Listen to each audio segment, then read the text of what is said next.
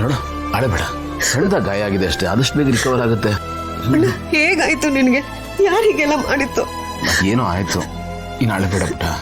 ನಿನ್ನ ಹತ್ರ ನಂಗೆ ಸಂಕಟ ಆಗುತ್ತೆ, ಸಮಾಧಾನ ಮಾಡ್ಕೊ. ಹೇಗಣ್ಣ ಸಮಾಧಾನ ಮಾಡ್ಕೊಳ್ಳಿ? ನನಗೆ ಎಲ್ರಿಗಿಂತ ನೀನಂದನೆ ಅಟ್ಯಾಚ್ಮೆಂಟ್ ಜಾಸ್ತಿ.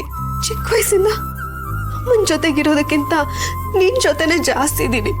ನನಗೆ ಖುಷಿ ಆಗ್ಲಿ ದುಃಖ ಆಗ್ಲಿ ಏನೇ ಆದ್ರೂ ಮೊದಲು ನಿನ್ನ ಹತ್ರನೇ ಓಡ್ ಬರ್ತಾ ಇದ್ದೆ. ಏನೇ ಆದ್ರೂ ನನಗೆ ಅಣ್ಣ ಇದ್ದಾನೆ ಅನ್ನೋ ಧೈರ್ಯ ಇತ್ತು. ನನ್ನನ್ನ ಚೆನ್ನಾಗಿ ಅರ್ಥ ಮಾಡ್ಕೊಂಡಿರೋದು ನೀನೊಬ್ನೇ.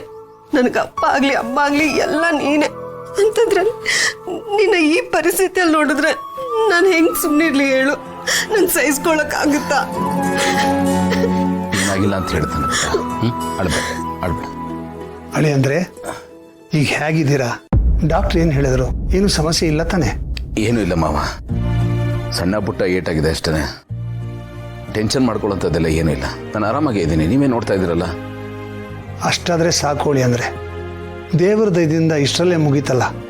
ದೊಡ್ಡ ಅನಾಹುತ ತಪ್ಪಿತು, ಹಾಗೆ ಅನ್ಕೊಂಡು ಸಮಾಧಾನ ಮಾಡ್ಕೋಬೇಕು. ಅತ್ತೆಯಲ್ಲಿ ಮಾವ? ಅವಳು ಮೈಸೂರಿಗೆ ಹೋಗಿದ್ದಾಳೆ. ಪಿಂಕಿ ಅಮ್ಮಮ್ಮ ಇಲ್ವಾ, ಅದೇ ನಮ್ಮ ಅತ್ತೆ, ಅವ್ರಿಗೆ ಕಾಲಿಗೆ ಏಟಾಗಿದೆ, ಅವ್ರನ್ನ ನೋಡ್ಕೊಳಕ್ಕೆ ಹೋಗಿದ್ದಾಳೆ. ನಾವಿನ್ನೂ ಅವಳಿಗೆ ವಿಷಯ ಹೇಳಿಲ್ಲ, ಗಾಬರಿ ಆಗ್ತಾಳೆ. ಅದು ಅಲ್ಲದೆ ನಿಮ್ಮನ್ನು ನೋಡಿ ಮಾತಾಡಿಸ್ಕೊಂಡು ಇಲ್ಲಿ ಪರಿಸ್ಥಿತಿ ಹೇಗಿದೆ ಅಂತ ತಿಳ್ಕೊಂಡು ಆಮೇಲೆ ಅವಳಿಗೆ ತಿಳಿಸೋಣ ಅಂತ ಸುಮ್ಮನಾದ್ವಿ. ಹೇಳ್ದೆ ಇದ್ದಿದ್ದೆ ಒಳ್ಳೇದಾಯ್ತು ಮಾವ. ಹೇಳಿದ್ರೆ ಅವ್ರಿಗೆ ಅಲ್ಲಿರೋದ ಇಲ್ಲಿಗೆ ಬರೋದ ಅಂತ ಗಾಬರಿ ಮಾಡಿಕೊಂಡು ಕನ್ಫ್ಯೂಸ್ ಆಗಿರೋರು. ದೊಡ್ಡದಾಗಿ ಏನಾಗಿಲ್ಲ, ಸಣ್ಣ ಪುಟ್ಟ ಇಂಜುರೀಸ್ ಅಂತ ಹೇಳಿ ಸಾಕು. ಸರಿ ಹೇಳಿ ಅಂದರೆ ಮಾವ, ಭೂಮಿಕಾಗೆ ಸ್ವಲ್ಪ ಧೈರ್ಯ ಹೇಳಿ.